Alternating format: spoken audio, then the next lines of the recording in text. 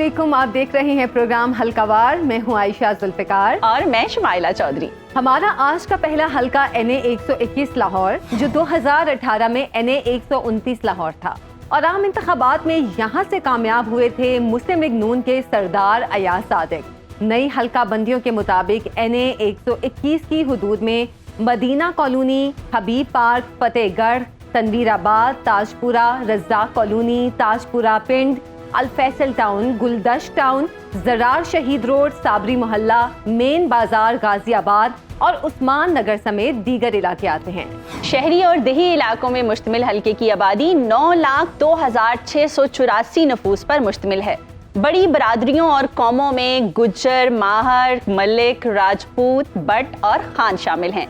2018 में यहाँ वोटर्स की मजमूई तादाद 4,04,801, मर्द वोटर्स 2,21,755 और खवातीन वोटर्स 1,83,046 थी। सीवरेज का नाकारा सिस्टम, कूड़ा करकट, सफाई का नाकिस निज़ाम और खराब सड़कें बड़े मसाइल हैं।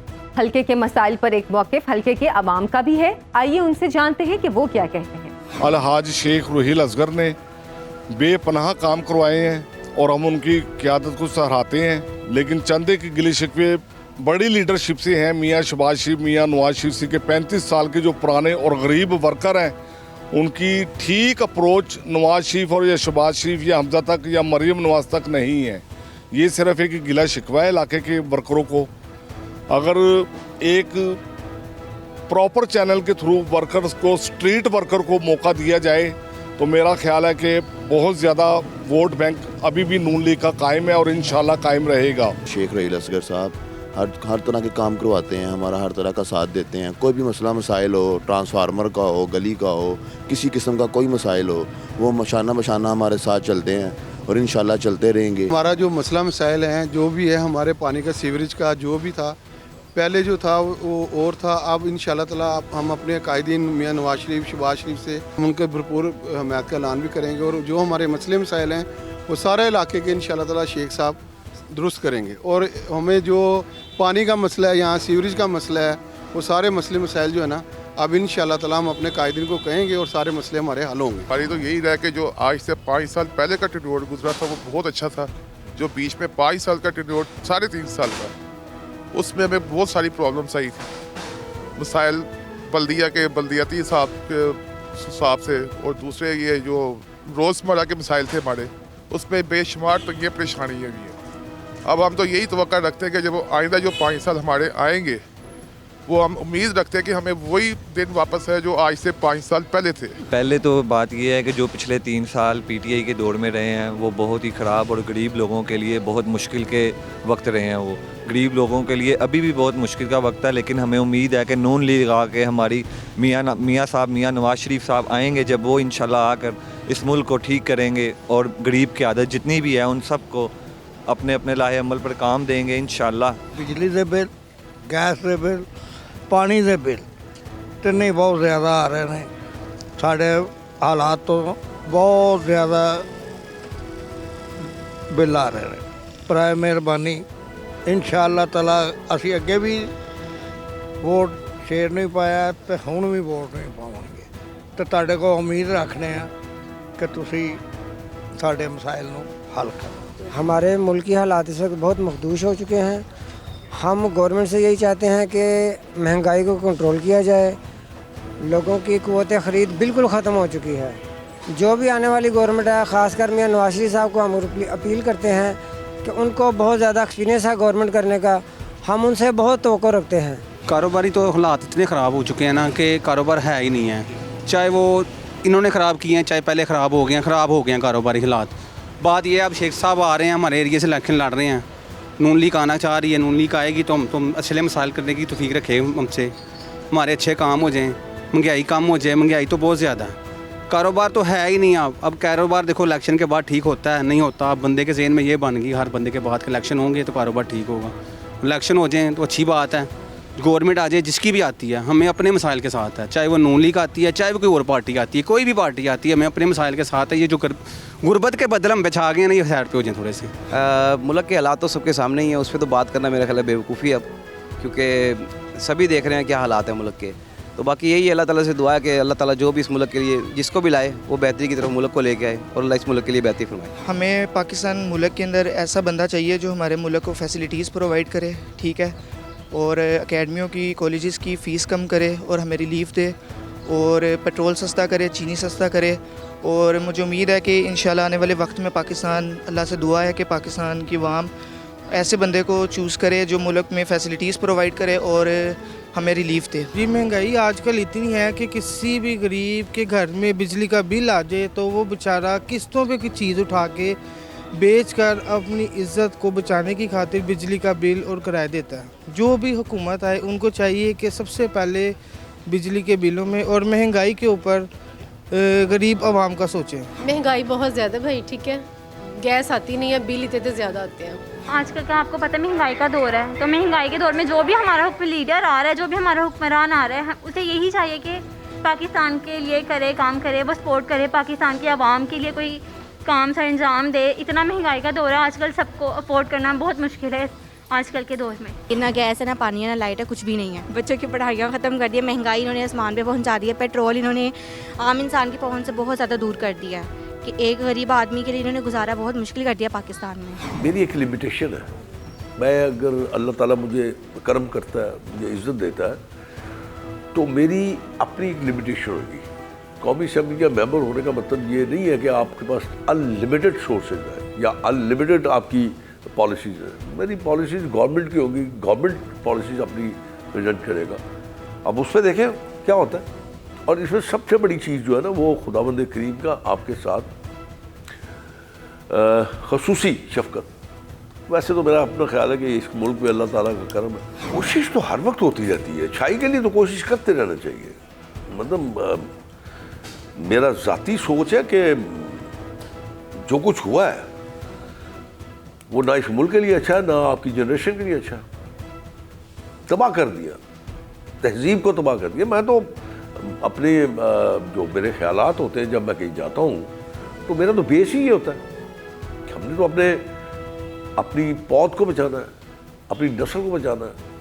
जो जिस किस्म का उनको रास्ता दिखाया गया वो तो तबाही का रास्ता है, वो तो मुल्क की तबाही का रास्ता है, आपके तहजीब की तबाही का रास्ता है।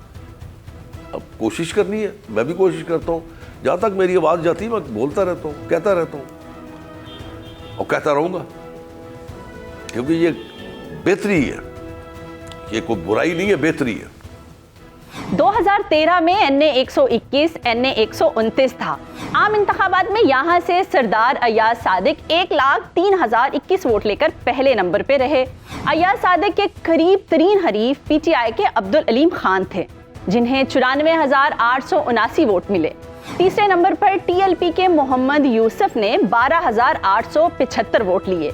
हल्के से वोटिंग टर्नआउट 53% रहा। 2013 में NA 121 NA 122 लाहौर 5 था और यहाँ से मुस्लिम लीग नून के सरदार अयाज सादिक 93,389 वोट लेकर जीते थे। दूसरे नंबर पर बानी तहरीक इंसाफ रहे, जिन्हें 84,517 वोट मिले। वोटिंग टर्नआउट 54% रहा था। इलेक्शन 2024 के लिए हल्के की हदूद में बड़ी तब्दीली देखने में आई, जिसके सबब मुस्लिम लीग नून के टिकट के लिए रुहेल असगर और अयाज सादिक के दरमियान तनाज़ा पैदा हो गया। दोनों NA 121 के लिए उम्मीदवार थे। क़यादत ने हल्के से रुहेल असगर को टिकट जारी किया, जबकि अयाज सादिक NA 120 से उम्मीदवार करार पाए। मुस्लिम लीग नून के शेख रुहेल असगर के अलावा NA 121 से तहरीक इंसाफ के हिमायत याफ्ता आज़ाद उम्मीदवार वसीम कादिर, पीपल्स पार्टी के इफ्तिखार शाहिद, TLP के यूसुफ रिजवी और जमात इस्लामी के आमिर नूर खान भी मैदान में मौजूद हैं। NA 121 उन इलाकों पर मुश्तमिल है जहां से 1970 में पीपल्स पार्टी के टिकट पर हनीफ रामे इलेक्शन जीतकर वजीर आला पंजाब बने थे। हल्के में पीपल्स पार्टी का वोट बैंक भी काफ़ी मौजूद है। इसी पर बात करेंगे। हमारे साथ मौजूद हैं मारूफ तज्जियाकार अनीक नाजी साहब। नाजी साहब, शुक्रिया आपके वक्त का। पहला सवाल आपसे ये लाहौर की मजमूई इंतखाबी सूरत हाल से मुतालिक है। इस बार इंतखाबी मुहिम में जिंदा दिलाने लाहौर में वो पहले जैसा जोश नज़र नहीं आ रहा। देखिए, अब तो शायद ये कहना थोड़ा मुनासिब नहीं होगा कि लाहौर में उस तरह का जोश नज़र नहीं आ रहा, क्योंकि अब जो रैली की निकली है नवाज शरीफ और मरीम नवाज़ की, उसके बाद वो एक जोशो खरोश मैं समझता हूँ कि रवायती गहमा गहमी जिसे कहते हैं उसका आगाज़ हो गया है। और ये बढ़ेगा जैसे जैसे हम इलेक्शन के नज़दीक आएंगे। चंद दिन रह गए हैं और मैं आपसे गुजारिश करूं कि असल में वो जो माजी की 90 की दहाई की गहमा गहमी होती थी जो आम तौर पर हमें आदत है, वहाँ से चूँकि अब इलेक्शन कैंपेन जो है वो सोशल मीडिया पे शिफ्ट हो गई और जैसे अब हम देखते हैं कि अब एक पार्टी तो वर्चुअल जलसे भी करती है, तो अब उस तरह की जो माजी में जो हर रोज़ जाने की ज़रूरत होती थी उस तरह की ज़रूरत बाकी नहीं रही। लेकिन ट्रेडिशनल और रिवायती जोशो खरोश और गहमा गहमी उसका आगाज़ जो है वो अपने अरूज पर आगाज़ हो चुका है, लेकिन उसका अरूज हम 1 या 2 फरवरी के बाद देखेंगे, यानी आखिरी 5-6 दिन जो होंगे। 6 फरवरी यानी कि रात 12 बजे तक ये इजाज़त है। आखिरी 6 दिन जो होंगे वो हम भरपूर देखेंगे अपने अरूज पर इंतखाबी मुहिम, और उसके बाद मेरा ख्याल है कि ये गिले शिकवे दूर हो जाए। नाजी साहब, लाहौर पीपल्स पार्टी का भी गढ़ रहा। नून लीग 35 साल से यहाँ मकबूल है। तहरीक इंसाफ इस बार आज़ाद उम्मीदवारों के साथ कोई बदलाव ला सकती है? देखिए, तहरीक इंसाफ के लिए कोई बदलाव लाना अब तो बहुत मुश्किल है, इसलिए कि पाकिस्तान तहरीक इंसाफ नामी तो कोई जमात इस वक्त इलेक्शन में हिस्सा ले नहीं रही, और जो इंडिपेंडेंट्स हैं वो जितने भी इलेक्ट होंगे जहाँ से भी होंगे वो इंडिपेंडेंट अपने निशान पर होंगे और वो किसी भी तरह से पीटीआई के डिसिप्लिन में नहीं होंगे। सो टेक्निकली तो पीटीआई इज़ आउट ऑफ मतलब दिस गेम। अच्छा, पीपल्स पार्टी की आपने बात की। पीपल्स पार्टी यकीनन लाहौर एक ज़माने में उसका गढ़ था, लेकिन जाहिर है कि ये 70s तक था मामला। आखिरी जो पीपल्स पार्टी का बड़ा शो लाहौर में हुआ है वो हुआ है अप्रैल 1986 में, जब बेनज़ीर भुट्टो की वापसी हुई। उसके बाद उतना बड़ा कोई आप कहिए पावर शो जिसको आजकल कहते हैं, या इज्तिमा, या कोई बड़ा आप कहिए इम्प्रेसिव जलसा, वो पीपल्स पार्टी के पास उस तरह से नहीं। स्लोली ये सारा का सारा आप कहिए शहर आहिस्ता आहिस्ता यानी 1990 के आगाज़ से नून लीग के पास जाना शुरू हो गया। ये शहर नवाज शरीफ का हुआ और उसके बाद से अब तक रिवायती तौर पे ये शहर जो है ये नवाज शरीफ का ही है। अब आप कहिए कि बीच में पीटीआई एक चैलेंज बन के ज़रूर आई, लेकिन अब वो चैलेंज अब ख़त्म हो गया है, तो इस वक्त तो नवाज शरीफ ही है लाहौर में। हाँ, अगर बिलावल भुट्टो जो कोशिश कर रहे हैं, उनके साथ आसफा भुट्टो भी अब मैदान में हैं, अगर ये दोनों बहन भाई मिलकर कोशिश करें तो मुमकिन है कि चंद सालों में ये उस वोट बैंक का एक हिस्सा अपने साथ कर लें जो अब एंटी नवाज है और पीटीआई के साथ। उस सूरत में ये कोई उम्मीद बांध सकते हैं, वरना जहाँ तक इंतखाबी सियासत का मामला है वो तो अभी तक नवाज शरीफ का मतलब है, लाहौर नवाज शरीफ का ही शहर। नाजी साहब ने 121 शेख रोहेल अस्कर और अयाज सादिक इन इलाकों से मुसलसल जीतते आ रहे हैं। क्या मुस्लिम लीग नून के वोट बैंक के अलावा इन फतूहात में शख्सियात का भी कुछ अमल दखल है? मैं माजरत के साथ अर्ज़ करूँगा कि ऐसा नहीं है जी। उसकी वजह यह है कि शख्सियात मैटर करती हैं आम तौर पे शहरों से बाहर, जिनको हम इलेक्टेबल्स कहते हैं। बड़े शहरों में कोई इस तरह का मुश्किल है, ख़ास तौर पे लाहौर में। यहाँ तो एक ही इलेक्टेबल है, वो नवाज शरीफ है, या फिर वो जिसको वो टिकट दे। और दूसरा आप कहिए कि अगर उसके मुकाबले में भी कोई जीतता है, नवाज शरीफ के मुकाबले में किसी और पार्टी का कोई कैंडिडेट अगर जीतता भी है, मिसाल के तौर पे पीटीआई, तो वो भी बुनियादी तौर पे एंटी नवाज पॉलिटिक्स करके उसको मुकाम मिलता है। न्यूक्लियस फिर नवाज शरीफ, यानी आप या नवाज शरीफ की हिमायत में हैं या उसके मुखालिफ। तो आपने जिन हजरात का नाम लिया लायक एहतराम शख्सियात हैं। रोहेल अस्कर साहब अपने इलाके के यानी बहुत मशहूर आदमी हैं, उनके बड़ा एक अपनी एक पुराना ताल्लुक़ है अपने इलाके से, इसमें कोई शक नहीं। लेकिन उसके बावजूद ये कहना कि वो सिर्फ अपनी वजह से जीतते हैं, ऐसा नहीं है। मिसाल के तौर पे अगर वो अपनी आज़ादाना हैसियत में लड़े और उनके मुकाबले में नवाज शरीफ किसी और उम्मीदवार को उतार दे तो जीतना दूसरे उम्मीदवार। बहुत शुक्रिया अनीक नाजी साहब आपका। तो नाज़रीन, मुस्लिम लीग नून का एक मजबूत हल्का NA 121 साख और शोहरत रखने वाले शेख रोहेल अस्कर के लिए हर बार की तरह इस बार भी आसान हो सकता है, लेकिन शर्त यह है कि मुस्लिम लीग नून पोलिंग डे पर अपने वोटर्स को बाहर निकाल सके। अगले हल्के पे बात करेंगे एक ब्रेक के बाद। बिल्कुल, हमारे साथ रहिएगा।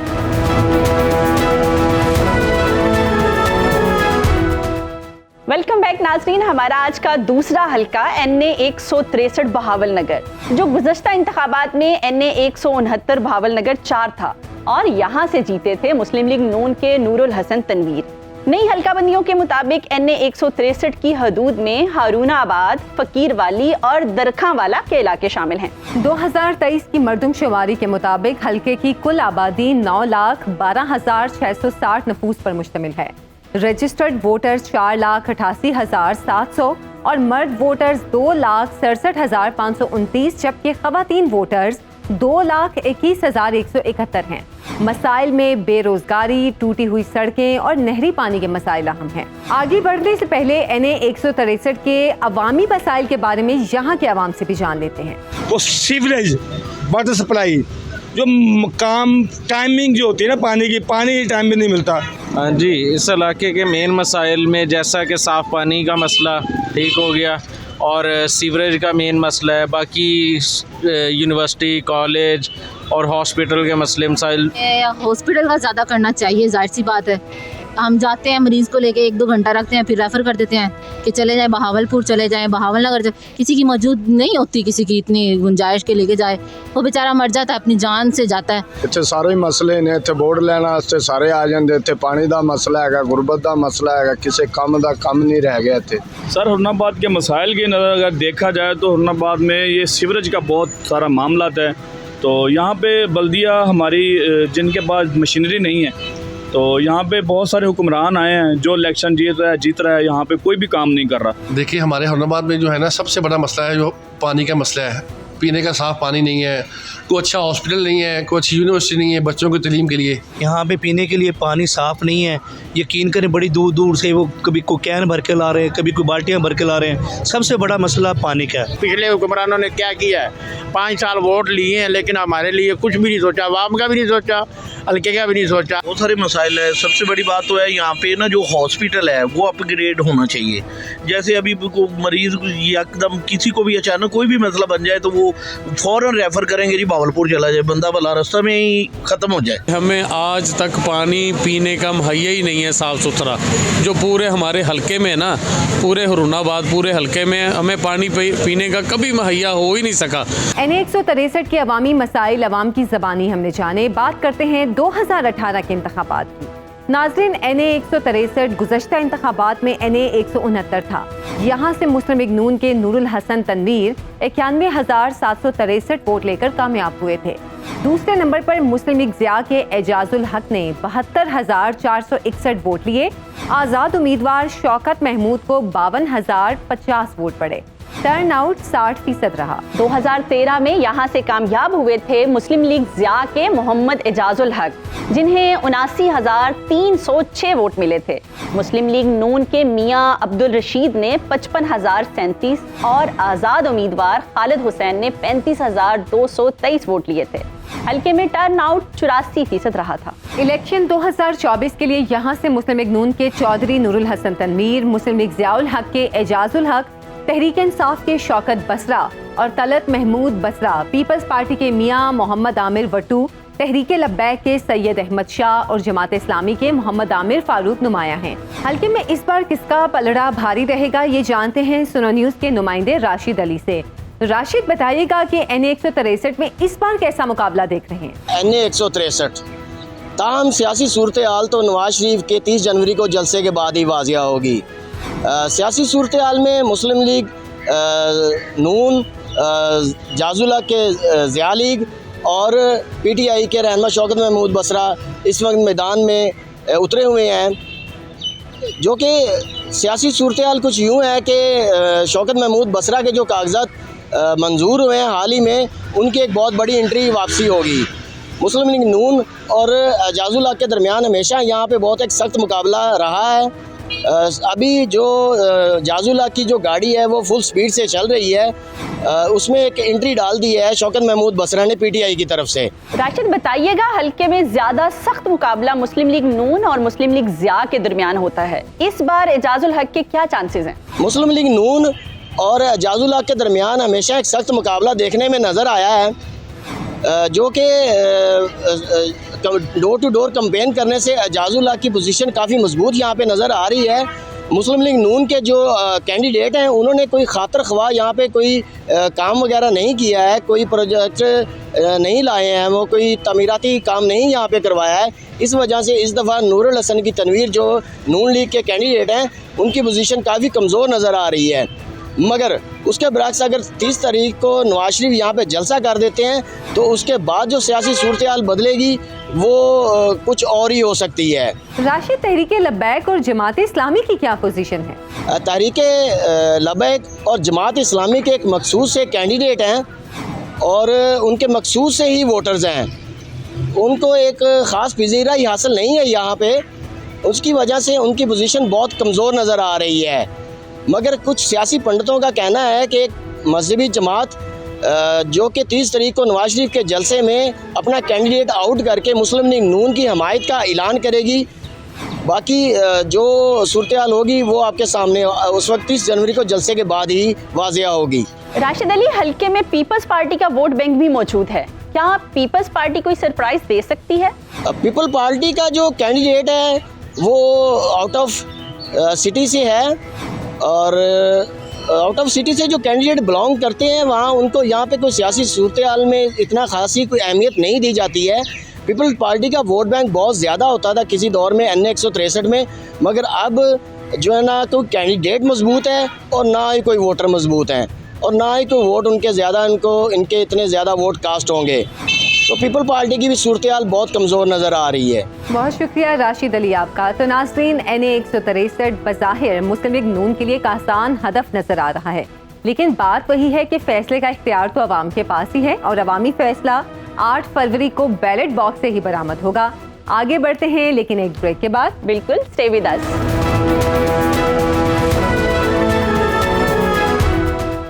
प्रोग्राम में एक बार फिर से खुशामदीद। बात करेंगे NA 70 सियालकोट 1 की, जो 2018 में NA 72 सियालकोट 1 था। 2018 के इंतखाबात में यहाँ से मुस्लिम लीग नून के टिकट पर अरमगान सुबहानी कामयाब हुए थे।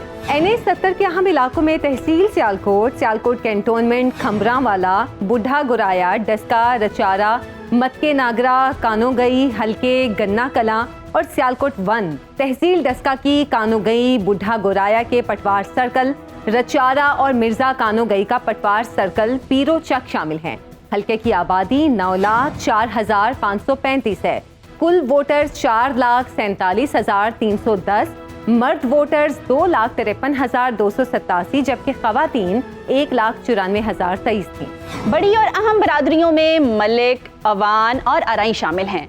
अहम अवामी मसाइल टूटी फूटी सड़कें, पानी की किल्लत, खेल के मैदानों की कमी और गंदगी शामिल हैं। हल्के के मसाइल पर एक मौक़िफ़ हल्के के अवाम का भी है, आइए उनसे जानते हैं कि वो क्या कहते हैं। रोड सारे टूटे हुए हैं, ट्रैफिक सारी जाम रहती है। कि सीवरेज का प्रॉब्लम इतनी देर से है कि हमने कितनी दफ़ा इनको रिक्वेस्ट की।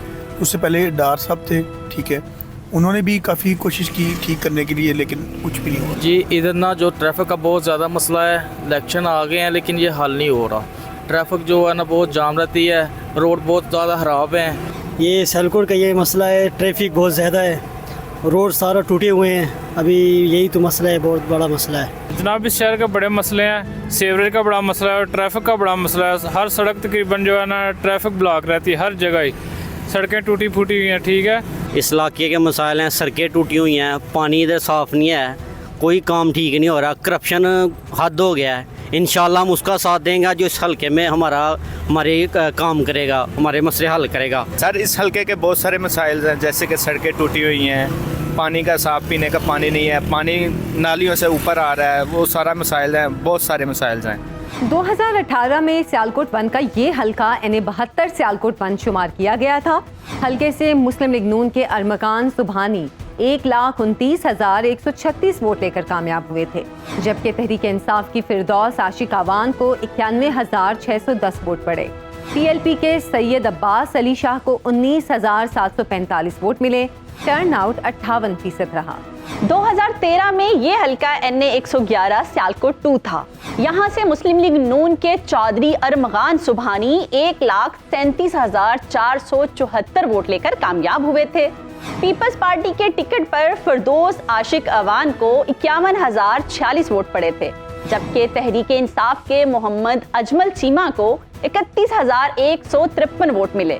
टर्नआउट 57% रहा।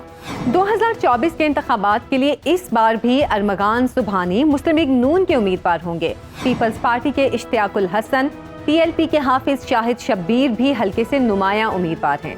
फिरदौस आशिक आवान ने इस बार IPP के टिकट पर इलेक्शन लड़ने का प्रोग्राम बनाया, लेकिन IPP और नून लीग में NA 70 पर सीट एडजस्टमेंट पर इत्तेफाक ना हो सका। NA 70 में होगी किसकी जीत और किसकी हार, इस पर बात करते हैं। हमारे साथ मौजूद हैं डस्का से हमारे नुमाइंदे। बताइएगा, NA 70 में इंतखाबी मुहिम इस वक्त कैसी चल रही है? हाँ जी बिल्कुल, NA 70 में इंतखाबी मुहिम के हवाले से बात की जाए तो यहाँ पर इंतखाबी मुहिम ज़ोरों शोर से जारी है। यहाँ पर जो 3 बड़ी जमातें हैं, इनमें जो मुकाबला है वो देखने को मिल रहा है। पाकिस्तान मुस्लिम लीग नून की तरफ से चौधरी अरमान सुबहानी और इसी तरह ही पाकिस्तान तहरीक इंसाफ की तरफ से हाफिज हामिद रजा साहब, और दूसरी जानब इस्तेकाम पार्टी से डॉक्टर फिरदौस आशिक अवान जो है ना वो आमने सामने आए हैं। इन तीनों जमातों में जो कांटेदार मुकाबला है वो देखने को मिल रहा है और इनकी जो इंतखाबी मुहिम है वो जोरों शोर से जारी है। NA 70 में वोटर्स के सियासी रुझान का बताइएगा और साथ साथ जमीनी हकाइक से भी आगाह कीजिएगा। हाँ जी बिल्कुल, वोटर के सियासी हजूम की बात की जाए तो वोटर जो है ना वो ज़ोरों शोर से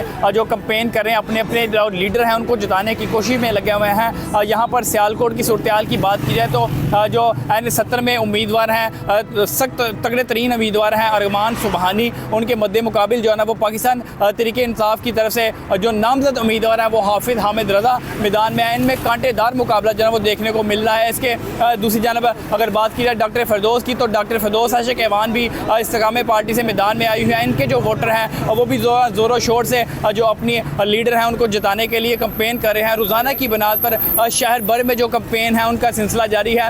हर किसी को यही तमाद है कि हमारी जो जमात है वो जीतेगी, हमारी जो जमात है वो जीतेगी। इस बात का 8 फरवरी को फैसला होगा कि ये इलेक्शन किसका मुकद्दर बनता है। फिरदौस आशिक आवान हर बार मुख्तलिफ जमात की तरफ से मैदान में उतरती हैं। इस बार वो IPP की उम्मीदवार थी, मुस्लिम लीग नून ने सीट एडजस्टमेंट से क्यों इनकार किया? हाँ जी बिल्कुल, इस तरह ही है कि डॉक्टर फिरदौस आशिक अवान साहिबा जो है ना वो हर दौड़ में हर नई पार्टी के साथ ही सामने आती हैं। अब जो है ना वो डॉक्टर फिरदौस इस्तेकाम पार्टी से जो है ना मैदान में उतरी हैं। डॉक्टर फिरदौस का ये कहना है कि अब ये जो जमात है ये अलग जमात है और जो मेरे वोटर हैं वो जो है ना वो इस बात को ज़्यादा देख रहे हैं कि डॉक्टर फिरदौस आशिक अवान के जितने काम हैं उनको दे के वोट देंगे। लेकिन अगर आवाम की बात की जाए तो आवाम का भी मंशूर यही है कि हमें जो काम करके देने वाले लीडर हैं उनको ही इस दफ़ा जो है ना वो अपना चुनाव करेंगे। तो इसके साथ साथ ये बताता चलूँ कि डॉक्टर फिरदौस आशिक अवान की बात जो रहेगी कि ये मुस्लिम लीग नून की एडजस्टमेंट की, तो वो डॉक्टर फिरदौस आशिक अवान साहिबा का ये कहना है कि मैंने किसी को नहीं कहा कि मैंने एडजस्टमेंट करनी है, लेकिन बात कुछ ये निकली थी कि डॉक्टर फिरदौस आशिक अवान एडजस्टमेंट के लिए मान रही हैं। लेकिन अब जो है ना वो डॉक्टर फिरदौस आशिक अवान इस्तेकाम पार्टी की तरफ से मैदान में उतरी हैं और ज़ोरों शोर से जो अपनी कैंपेन का सिलसिला है वो जारी रखे हुए हैं। तो नाज़रीन, NA 70 में जहां मुस्लिम लीग नून के मजबूत उम्मीदवार मौजूद हैं, वहीं दूसरी जमातों की तरफ से भी मंझे हुए खिलाड़ी मैदान में हैं। नताइज के लिए हमें 8 फरवरी का इंतजार करना होगा। इसी पर करते हैं अपने आज के प्रोग्राम का इख्तिताम। कल मुलाकात होगी नए शो के साथ। हमें इजाजत दें। बिल्कुल, अल्लाह हाफिज।